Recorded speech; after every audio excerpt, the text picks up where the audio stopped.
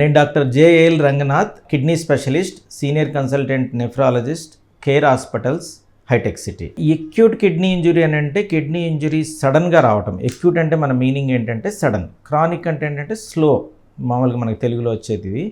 Acute kidney injury అని అంటే ఒక ఎనీ కిడ్నీ ప్రాబ్లం మనకి ఒక 2 నుంచి 3 నెలల మధ్యలో కనుక వచ్చినటువంటి కిడ్నీ ప్రాబ్లం కనుక అయితే దాన్ని మనం ఎక్యూట్ కిడ్నీ ఇంజురీ అంటాం. అదే రకమైన కిడ్నీ ప్రాబ్లం ఏ కారణాల వల్ల అయినా కానీ 3 నెలలు దాటి కంటిన్యూ కనుక అవుతుంటే దాన్ని మనం క్రానిక్ కిడ్నీ ప్రాబ్లం అని అంటాం.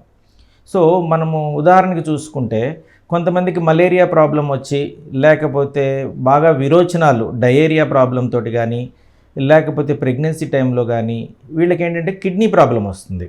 ఈ కిడ్నీ ప్రాబ్లము స్వతహాగా మనకి 3 నుంచి 4 వారాలు మించి ఉండదు. అంటే ఈ కిడ్నీ ప్రాబ్లంలో కూడా క్రియాటిన్ 10 దాకా వెళ్ళొచ్చు, 12 దాకా వెళ్ళొచ్చు, కానీ 3 నుంచి 4 వారాలు మించి ఉండదు. ఇలాంటి టైప్ ఆఫ్ కిడ్నీ ప్రాబ్లమ్స్ని మనం ఎక్యూట్ కిడ్నీ ప్రాబ్లమ్స్ అంటాం. సో క్రానిక్ కిడ్నీ ప్రాబ్లమ్స్ ఏంటంటే మనకి వచ్చి ఆల్రెడీ కొంతకాలం అయిపోయింది, మనం కనుక్కునే టయానికే కొంతకాలం అయిపోయింది, అవి పర్మనెంట్గా ఉంటాయి. సో వీటిల్లో ఏంటనంటే అది స్లోగా పెరుగుతూ ఉంటుంది. మనం ఎంత చేసినా కూడా, అంటే 2 క్రియాటిన్ చూసినా 3 క్రియాటిన్ చూసినా దాన్ని టోటల్గా రివర్స్ చేయడం అనేది మనకి కొంచెం కష్టమవుతుంది.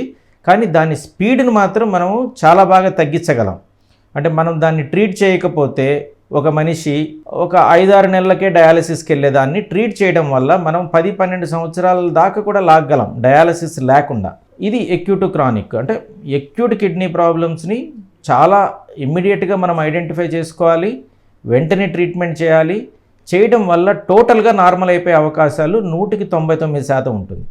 ఒక 1-2% ఏంటంటే వీళ్ళు రెస్పాండ్ కాక కంటిన్యూగా క్రానిక్ కిడ్నీ ప్రాబ్లంలోకి వెళ్ళిపోతారు. స్వతహాగా కామన్ పర్సన్ ఎక్యూట్ క్రానిక్ అని తెలుసుకోవడం కొంచెం కష్టం అవుతుంది.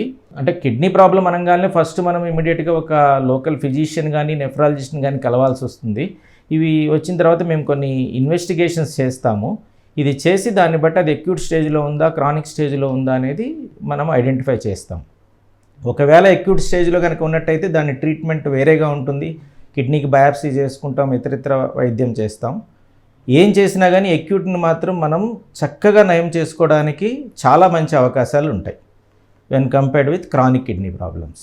మీరు తీసుకునే అదే మందులు, అదే నాణ్యమైన మందులు, కానీ సగం ధరకే. అవును, మెడ్ ప్లస్ బ్రాండ్స్ పై 50-80% తగ్గింపు.